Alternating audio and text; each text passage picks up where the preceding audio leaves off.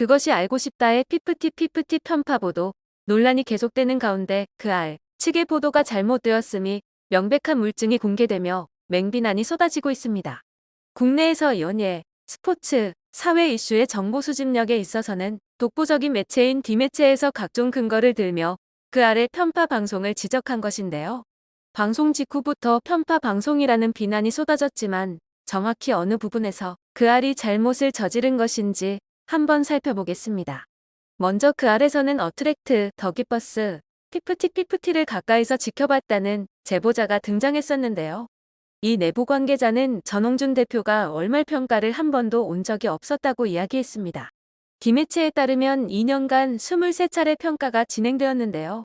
지난 2022년 4월 최종 멤버 4명이 정해졌고 5월에 영업평가가 실시됐으며 6월 데뷔곡 준비평가가 진행됐습니다. 그렇다면 전홍준 대표는 피프티 선발 과정에 단 한 차례도 참석하지 않았을까요? D매체는 2020년 12월 24일 월말 평가 사진을 공개했습니다. 여기에는 더기버스의 안성일 대표와 백이사, 이 본부장을 포함해 어트랙트의 김 팀장, 최 매니저를 더불어 전홍준 대표의 모습이 담겼습니다. 그리고 그 아래 등장했던 내부 관계자는 해당 사진 속 어디에도 없었습니다. 어트랙트 소속으로 월말 평가에 참석했던 김 팀장과 최 매니저는 저 내부 관계자가 진짜 내부에서 일한 사람이 맞냐? 며 오히려 되물었다고 하는데요. 월말 평가 일정은 더기버스의 백이사가 조율했던 것으로 밝혀졌습니다. 백이사는 전홍준 대표에게 3개의 날짜를 제시했고 전 대표가 평가일을 고르면 백이사가 다시 더기버스에 날짜를 전달하는 식이었습니다. 그리고 전홍준 대표는 일부 중간 점검을 제외 모든 월말 평가에 참석한 것이 밝혀졌는데요. 그것이 알고 싶다에서는 왜 내부 관계자라는 한 인물의 이야기만 듣고서 독수 관계자를 통해 크로스 체크를 하지 않은 것일까요? 저명한 시사 고발 프로그램이 이러한 간단한 실수를 저지르는 것이 흔한 일일까요? 다음은 부모들이 보낸 반찬 등을 어트랙트 측에서 전부 거실에 던졌다라고 주장한 부분인데요. 피프티 멤버 가족은 PD에게 부모들이 갖다 준 반찬을 전부 거실에 내다 던져버렸다라고 하소연했습니다. 이 사건은 정확히 2021년 7월 6일에 일어난 일로 D매체는 멤버 일지를 통해 해당 날짜를 특정했다고 밝혔는데요. 멤버 A와 B는 각각 앞으로 실망스러운 모습을 보여주지 않겠습니다. 반성하는 시간을 갖자. 바보가 되지 말자라고 적었습니다. 당시 현장을 목격한 관계자의 증언을 통해 사건의 전말을 확인했다며 D매체는 반찬이 아닌 간식이었다고 바로잡았는데요. 그리고 멤버들의 간식을 바닥에 내던진 것은 정확히 더기버스의 백이사였습니다. 다 주워서 빨리 쓰레기통에 버리라는 모욕적인 언사를 한 것도 백이사였죠. 백이사는 왜 간식을 패채기쳤던 것일까요? 여기서 백이사가 직접 공유한 당시의 멤버 숙소 긴급 점검 보고서도 공개되었는데요. 여기에는 초코 와플, 아폴로, 쫀디기, 몽쉘, 꽃갈콘, 캔디바, 크런키 등 온갖 간식이 다 적혀 있었습니다. 상황을 좀 더 들여다보자면 2021년 6월 멤버들의 체중 관리가 시작되었다고 합니다. 다이어트 프로그램을 실시했지만 멤버들의 몸무게 변화가 거의 없었고 이에 직원들이 숙소를 긴급 점검한 것이었습니다. 그리고 그 결과물을 백이사가 단체방에 공유한 것인데요. 백이사는 7월 6일 멤버들을 어트랙트 강남센터로 소집했습니다. 그는 숙소에서 수거한 간식을 바닥에 패대기쳤습니다. 그 중에 부모님이 보낸 김이 있었다고 합니다. 백이사는 멤버들에게 미친 거 아냐? 정신 못 차려? 라고 소리쳤다고 하는데요. 당시 현장 목격자는 백이사가 큰 소리로 혼냈다. 그래도 욕은 하지 않았다면서 멤버들은 50리터 쓰레기 봉투에 버려진 간식을 주워 담았다라고 증언했습니다. 그렇다면 피프티 멤버들은 왜 이렇게 간식에 집착했을까요? 그 아래서 나온 어느 가족의 인터뷰처럼 제대로 식사를 제공받지 못했기 때문이었을까요? 안성일 대표와 백이사는 전홍준 대표에게 디톡스 프로그램을 제안했습니다. 우리가 지금 하고 있는 다이어트 프로그램인데 효과가 좋다라며 강추한 것입니다. 어트랙트 신인개발팀은 멤버 및 연습생 등 6명에게 의향을 물었다고 합니다. 세나를 제외한 5명이 동의했다고 그렇게 다이어트 프로그램이 시작됐습니다. 신인개발팀 매니저는 6월 1일 다이어트 식품을 주문했습니다. 아침 닭가슴살, 점심 현미밥, 저녁 닭가슴살, 그리고 부족한 영양분은 영양제로 채웠습니다. 하지만 몸무게는 신기하게도 유지됐습니다. 심지어 50kg대로 증가한 멤버도 있었습니다. 백이사가 숙소를 점검한 것도 다이어트 실패의 이유를 찾기 위해서였습니다. 하지만 그 알는 제대로 확인도 없이 멤버 가족의 멘트를 그대로 내보냈습니다. 물론 그들의 불만을 전달할 수 있습니다. 문제는 현재 멤버들과 소속사가 법적 공방을 벌이고 있다는 것이죠. 여기서 디매체는 방송심의에 관한 규정을 이야기했는데요. 방송심의에 관한 규정 제11조에는 방송은 재판이 계속 중인 사건을 다룰 때에는 당사자의 공정한 재판을 받을 권리를 침해하지 않도록 유의해야 한다라고 되어 있습니다. 그리고 제14조에는 방송은 사실을 정확하고 객관적인 방법으로 다루어야 하며 불명확한 내용을 사실인 것으로 방송하여 시청자를 혼통케 하여서는 아니 된다라고 되어 있는데요. 그런데 그것이 알고 싶다는 이러한 규정을 무시하듯 음식을 패대기치며 모욕감을 줬다고 알려졌습니다. 그러나 누가 그 일을 주도했는지 알려주지 않았습니다. 또한 그 앓는 식사를 제대로 주지 않았다고 말했습니다. 단, 멤버들이 동의한 다이어트 프로그램에 대한 설명은 없었죠. 덧붙여 간식 패대기와 다이어트 식단은 2021년 6월과 7월에 일어난 일로 당시 멤버들은 연습생 신분이었습니다. 피프티 전속 계약을 맺은 건 2022년 3월 5일입니다. 해당 사건으로 정신적 육체적 충격을 겪었다면 계약서에 도장을 찍지 말았어야 했습니다. 다음으로 디매체에서 의혹을 제기한 것은 누가 음원 음반 정산을 영원으로 표기했을까? 였는데요. 그 알는 어트랙트의 1분기 정산서를 공개했습니다. 여기에 25,000원이 날아다니는 효과를 통해 정산이 미비했음을 강조했죠. 디매체에 따르면 실제로 4월 정산서에 따르면 음반과 음원은 0입니다. 음반과 음원 수익란이 공백입니다. 사실 이는 더기버스의 잘못입니다. 피프티 정산을 담당한 회계 담당 직원의 실수였습니다. 심지어 더기버스는 2022년 2분기부터 9개월간 정산서도 지급하지 않았습니다. 다음은 더기버스 안성일 대표가 전홍준 대표에게 보낸 문자 메시지인데요. 대표님 죄송합니다. 확인해보니 시기에 맞지 않게 지연되어 전달된 것을 확인했습니다. 2022년 2분기 정산서부터 아티스트에게 공유가 지연되었고 아티스트 날인이 늦어지니 부모님들께 전달이 늦어진 듯합니다.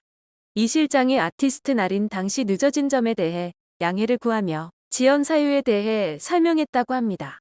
너무 정신이 없었던 상황이었다 하더라도 제가 면밀히 체크를 못했습니다.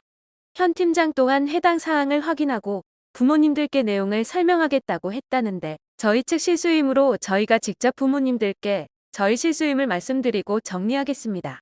이에 대해 전홍준 대표는 더 크게 더 높이 갑시다라며 안성일 대표를 다독였습니다. 또 다시 믿음을 드러낸 것이었죠. 그리고 어트랙트는 정산서를 수정했습니다. 4월 정산서에 빠진 음원 및 음반 수익을 5월 정산서에 추가해 재발송했습니다. 여기서 지출 항목 중에 가장 큰 국비는 안성일 대표 등에게 지급됐습니다. 안성일 대표 등 더기버스는 프로듀싱 비용으로 총 5억 7,900만 원을 받았습니다. 여기서 알고 넘어가야 할 마지막 한 가지로 디매체는 선급금 구조를 언급했는데요. 2023년 5월 정산서에 따르면 A 멤버의 누적 정산금은 마이너스 7억 원입니다. 즉 28억 원 정도가 총 비용으로 쓰였다는 이야기입니다. 만약 어트랙트가 파산하면 이 돈은 멤버들의 채무일까요? 결론부터 말하자면 아닙니다. 그룹이 실패하면 대표가 망하는 것으로, 즉 전홍준 대표의 빚으로 남습니다. 반대로 전체 수익이 누적 비용을 초과할 경우는 어떨까요? 그때부터 정산이 시작됩니다. 전속계약서에 따라 회사 7, 멤버 3의 비율로 나누게 됩니다. 그 알는 세무사 멘트를 통해 선급금을 지적했습니다. 전홍준 대표가 비엔터 주주도 아니고 대표도 아니다. 표면상으로 연관이 없는 회사라고 말했습니다. 디매체는 무의미한 분석이라고 꼬집었는데요. 그도 그럴게. 비엔터는 유령회사가 아닌 스타크루 ENT입니다. 전홍준 대표가 수장으로 있던 곳으로 가수 바비킴, 하성운 등의 당시 소속사였습니다. 인더파크는 전홍준 대표를 믿고 90억 원을 먼저 제공했습니다. 피프티가 결성되기 전에 일어난 투자로 심지어 멤버들은 스타크루 연습생 출신입니다. 또한 피프티 멤버들은 2021년 6월 스타크루에서 어트랙트로 계약상의 권리와 의무가 이전됨에 전적으로 동의한다는 동의서에 사인을 했습니다. 피프티는 2022년 3월 어트랙트와 전속 계약을 체결했고 그들은 스타크루 시절 전홍준 대표가 받은 선급금의 도움으로 앨범을 낼 수 있었습니다. 그런데 지금 피프티는 선급금이 문제라고 주장하고 있습니다. 그리고 그알는 해당 주장을 검증하지 않았고 양측의 말을 그대로 받아썼습니다. 결론부터 말해 인터파크 선급금은 피프티의 채무가 아닙니다. 그들의 정산 범위는 정확히 그룹 활동에 들어간 직접비 30억 원입니다. 가요 기획사 관계자는 이것은 너무 명확한 산수의 영역이라며 셈법을 전했는데요. 선급금이 50억, 음원 수익 50억이라고 가정합시다. 회사가 음원 수익으로 선급금을 갚았어요. 그럼 가수는 돈을 못 받냐? 7대3 계약이면 15억을 받는 겁니다. 선급금은 회사의 빚일 뿐 가수의 빚이 아니니까요. 그건 걱정할 문제가 아닙니다. 광고계에 따르면 피프티에게 제안한 광고는 대략 20여 건이었다고 합니다. 이 광고비만 대략 12억 원이었습니다. 하지만 어트랙트는 멤버 건강을 이유로 거절했습니다. 게다가 소송까지 겹쳤습니다. 명품, 스킨케어 여성 스파 브랜드, 교복, 제과 스포츠, 생필품 등의 광고 협의도 중단됐습니다. 그것이 알고 싶다는 대체 무엇을 알리고 싶었을까요? 멤버 가족들의 화를 알리고 싶었을까요? 그렇다면 성공입니다. 가족들은 지금 단단히 뿔이 난 것으로 보입니다. 아니면 안성일 대표의 치통을 알리고 싶었던 걸까요? 그 역시 성공입니다. 안성일 대표는 오래전부터 치아 문제로 고생했습니다. 디매체는 안성일 대표의 치통을 걱정하는 전홍준 대표의 메시지를 마지막으로 기사를 마무리했습니다.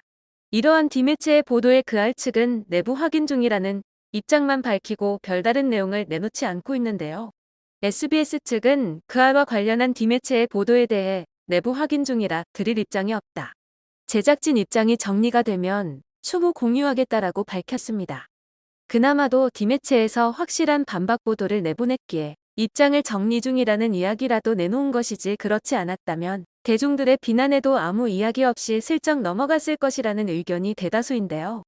시청자 게시판에는 5,000건에 넘는 비판글이 쏟아지고 있고 와중에 광고주 명단까지 공개되며 그알 폐지에 점점 더 많은 목소리가 모이고 있습니다. 게다가 누리꾼들은 더기버스의 배 기사가 자신의 정보들을 수정하고 있다는 것을 포착했는데요. 나무 위키의 내용이 대거 수정된 것을 이상하게 여긴 네티즌들은 수정한 IP의 위치가 어디인지 추적했고 그 결과 IP의 위치가 더기버스의 위치인 서울 강남구 봉은사로 일대라는 것을 알아냈습니다. 이미 진실이 밝혀지고 있는 가운데 이들은 무엇을 더 숨기고자 하는 것일까요? 디매체의 폭로 기사에 누리꾼들은 스타크루 ENT 자꾸 별개 회사라고 엄프라는 거 보기 싫었는데 이번에 털려서 속이 다 시원하다. 멤버들이 연습생으로 있던 회사였는데 어떻게 상관이 없는 회사라고 우기냐. 그것이 알고 싶다가 왜 그랬을까? 그것이 알고 싶다. 다 같이 건강해야 성공해요 라고 이 아픈 것까지 챙겨주는 대표님인데 이렇게 통수를 치고 진짜 짐승만도 못한 것들이다. 이쯤 되면 그알 PD랑 작가 조사해 봐야 하는 거 아니냐. 이게 무슨 망신이야. 선배들이 닦아놓은 명성을 똥칠해 놓네. 무슨 이런 조작 방송이 다 있냐. 진짜 PD랑 작가 뭐하는 인간들이냐. 커넥션 있었는지 조사해봐야 한다 등 분노를 표하고 있습니다. 더 이상은 조용히 무시하고 넘어갈 수 있는 상황이 아닌 듯한데요. 비난에 떠밀린 듯 사과를 한다면 그것 또한 비난을 피할 수 없을 것입니다. 그것이 알고 싶다는 과연 어떤 결단을 내릴까요?